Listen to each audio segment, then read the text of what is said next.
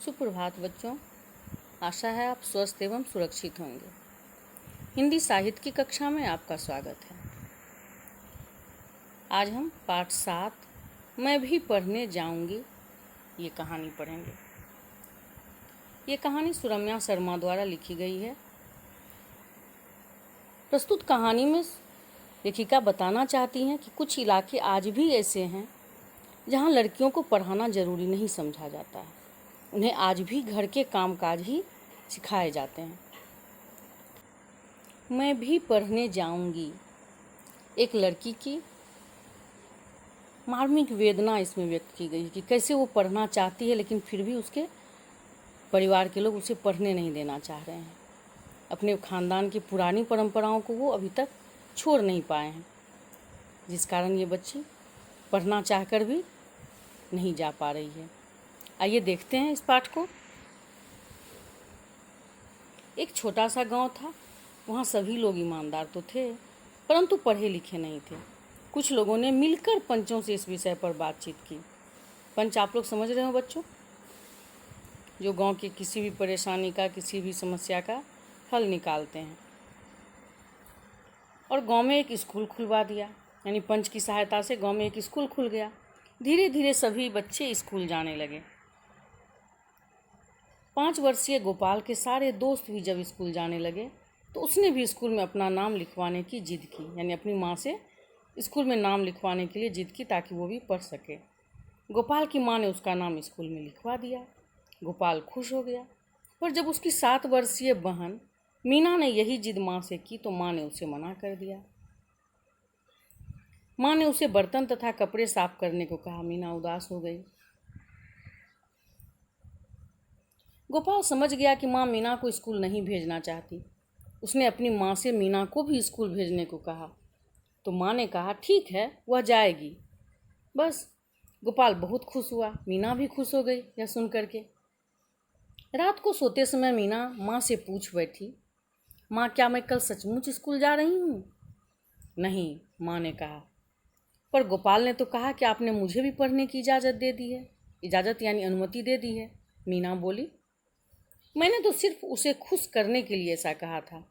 हमारे खानदान में लड़कियां स्कूल नहीं जाती, वे घर का काम करती हैं। यह कहकर माँ कमरे से बाहर आ गई। मीना रोते रोते ही सो गई। मीना बहुत दुखी हुई ये बात सुन करके।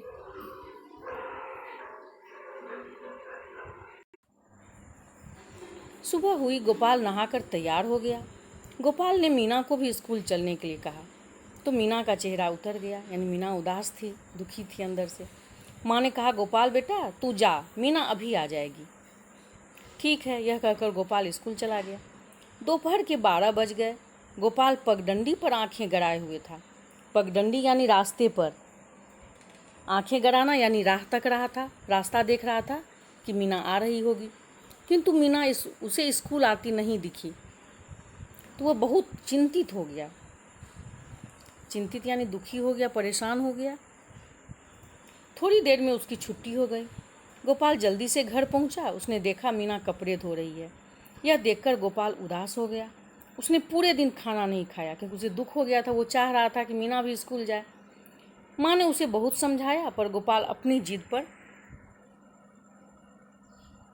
अड़ा रहा।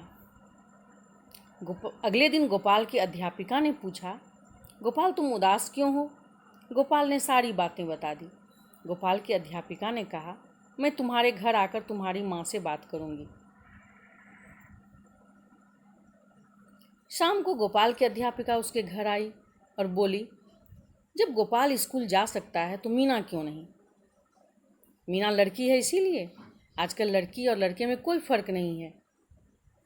आप लोग सब समझते हो कि आजकल लड़कियां भी लड़कों से कम नहीं हैं। हर क्षेत्र में वो लड़कों की बराबरी कर रही है। फिर भी कुछ जगह है ऐसा जहाँ पर लड़कियों को पढ़ने नहीं दिया जाता है। बहन जी, आज के ज़माने में लड़के लड़कियों में कोई अंतर नहीं है। लड़कियों को भी स्कूल जाकर पढ़ना चाहिए, पर लड़कियों की जगह तो घर में होती है। यह कहते हुए दादी जी भी बातचीत में शामिल हो गई। यहाँ तक कि मैं भी कभी स्कूल नहीं गई, बस घर बैठकर बर्तन मांजने और कपड़े धोने जैसे काम किया करती थी। हमारे खानदान में अब तक कोई लड़की पढ़ने नहीं गई। दादी ने कहा कि आज तक हमारे खानदान में कोई भी लड़की पढ़ने नहीं गई। अध्यापिका ने कहा, पर हमें अपने खानदान की परंपराओं को समय के साथ साथ बदलना भी चाहिए। अगर इंदिरा गांधी पढ़ाई ना करती तो क्या कभी प्रधानमंत्री बन पाती? और अगर आप लोग जानते हो बेटा, जैसे किरण बेदी पढ़ी थी तभी तो पुलिस ऑफिसर बनी। बहुत सारी ऐसी लड़कियां हैं, ऐसी महिलाएं हैं जो हमारे देश का नाम रोशन कर रही हैं। तो अगर लड़के लड़कियों में भेद किया जाता तो क्या ये लड़कियां आगे बढ़ पाती? लड़कियां किसी भी क्षेत्र में लड़कों से पीछे नहीं है, और यह सब केवल शिक्षा के कारण हुआ है। लड़कियां भी शिक्षित हुई हैं, इसीलिए वो आज लड़कों के बराबरी में हैं।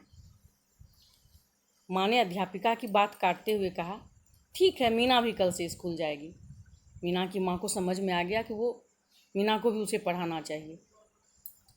पर दादी जी ने पूछा, पर कुछ नहीं, मुझे समझ में आ गया है, हमें अपने खानदान की परंपरा को बदलना चाहिए। परंपरा यानी पुराने रिवाज को। लड़कियों को भी पढ़ाई का हक मिलना चाहिए। हक यानी अधिकार मिलना चाहिए। आज से मीना भी पढ़ेगी और अपने गांव का नाम रोशन करेगी।